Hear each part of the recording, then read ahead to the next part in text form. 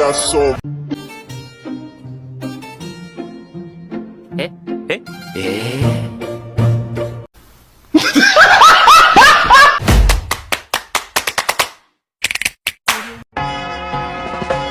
singing low while I pop a bottle off of your chain swinging, clang clang, and it costs a lot. Bitch, I'm always at the guala, yeah, and you are not badass bitch. Keep on going to you.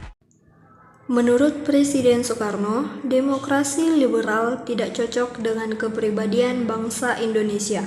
Soekarno ingin menggantikannya dengan demokrasi terpimpin. Jadi, sekarang kita akan membahas kehidupan politik bangsa Indonesia pada masa demokrasi terpimpin, yaitu sejak tahun 1959 sampai dengan tahun 1965. Mengapa diterapkan demokrasi terpimpin?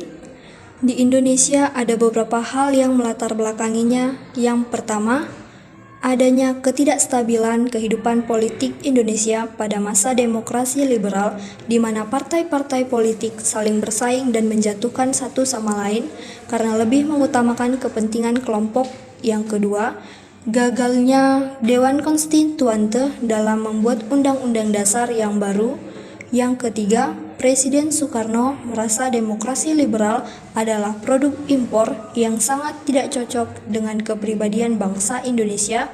Karena beberapa hal itulah Presiden Soekarno ingin menggantikannya menjadi demokrasi terpimpin dengan tujuan untuk menstabilkan kehidupan politik bangsa Indonesia. Untuk merealisasikannya, pada awal Juli 1959, Presiden Soekarno melakukan pertemuan dengan Ketua DPR, para pemimpin TNI, anggota Dewan Nasional, dan para tokoh penting lainnya untuk mendiskusikan hal apa yang harus diambil untuk bangsa Indonesia.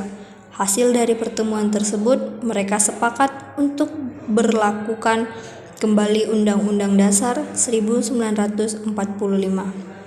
Pertemuan dilanjutkan dengan pidato singkat Presiden Soekarno pada tanggal 5 Juli 1959 pada pukul 17 WIB, sekaligus dengan mengeluarkan Dekret Presiden yang berisikan 3 ketentuan pokok.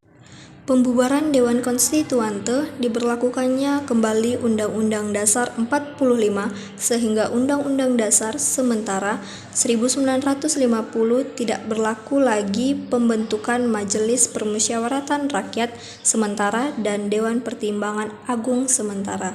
Dikeluarkannya Dekret Presiden ini menjadi tanda berakhirnya masa demokrasi liberal dan mulai diberlakukannya demokrasi terpimpin.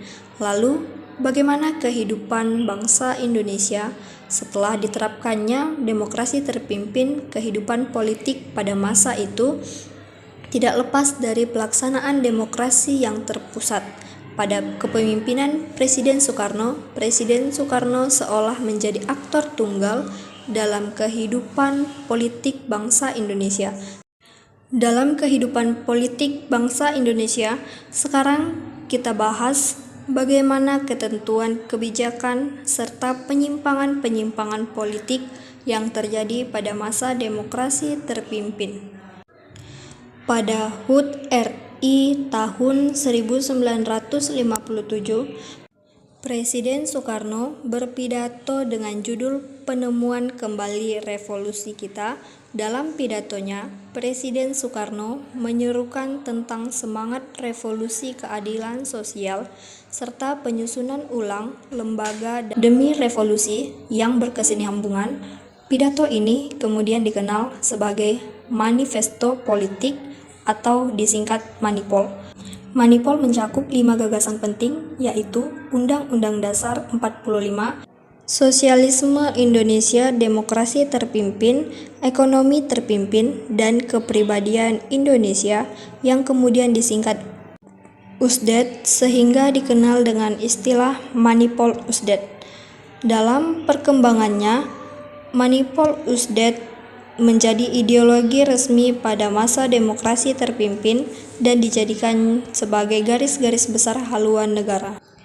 Pada pembelajaran demokrasi liberal, disebutkan bahwa partai politik tumbuh subur dan saling bersaing di masa itu sehingga pada masa demokrasi terpimpin, pemerintah membatasi peran partai politik dengan cara mengeluarkan Peraturan Pemerintah Nomor 7 Tahun 1959 yang berisi partai politik harus menerima dan membela Undang-Undang Dasar 45 serta Pancasila menggunakan cara-cara damai dan demokrasi untuk mewujudkan cita-cita politik, menerima bantuan luar negeri hanya seizin pemerintah partai politik setidaknya harus memiliki cabang di 1/4 wilayah Indonesia. Presiden berhak menyelidiki administrasi dan keuangan partai. Presiden berhak membubarkan partai yang terindikasi melakukan pemberontakan terhadap demokrasi terpimpin. Presiden Soekarno membentuk lembaga negara baru berdasarkan Peraturan Pemerintah Nomor 13 Tahun 1957 yang disebut Front Nasional. Front Nasional diketuai oleh Presiden Soekarno sendiri dengan tujuan untuk memperjuangkan cita-cita proklamasi dan cita-cita yang terkandung dalam Undang-Undang Dasar 1945 karena menurut Soekarno, Indonesia masih belum sepenuhnya merdeka. Masih ada wilayah Indonesia yang diduduki oleh Belanda, yaitu wilayah Irian Barat. Pada tanggal 17 Agustus 1967, Presiden Soekarno memperkenalkan ajaran Resopim, yaitu singkatan dari Revolusi Sosialisme Indonesia dan Pimpinan Nasional. Tujuan pembentukan republik adalah untuk memperkuat kedudukan Presiden Soekarno. Sedangkan inti ajaran Resopim adalah seluruh unsur kehidupan berbangsa dan bernegara harus dicapai melalui revolusi, dijiwai oleh sosialisme dan dikendalikan oleh satu pimpinan nasional yang disebut Panglima Besar Revolusi, yaitu Presiden Soekarno. Selanjutnya, Presiden Soekarno mengeluarkan gagasan Nasakom yang merupakan kepanjangan dari nasionalis agama dan komunis dengan tujuan untuk menyatukan 3 pilar kekuatan politik nasional. Pada masa itu, gagasan Nasakom yang dicetuskan Presiden Soekarno dimanfaatkan oleh Partai Komunis Indonesia untuk semakin menguatkan keberadaannya. Dalam ranah politik di Indonesia, PKI berhasil meyakinkan Presiden Soekarno bahwa PKI merupakan partai pendukung utama kebijakan pemerintah. Mengetahui hal ini, TNI Angkatan Darat tidak tinggal diam. TNI Angkatan Darat memerintahkan pasukan untuk menangkap DN Aidit, ketua PKI, dan melarang penerbitan surat kabar harian rakyat pemerintah. Ini mendapat protes dari Presiden Soekarno. TNI Angkatan Darat diminta untuk mencabut kembali larangannya. Presiden Soekarno juga melarang TNI Angkatan Darat mengambil tindakan apapun terhadap TKI.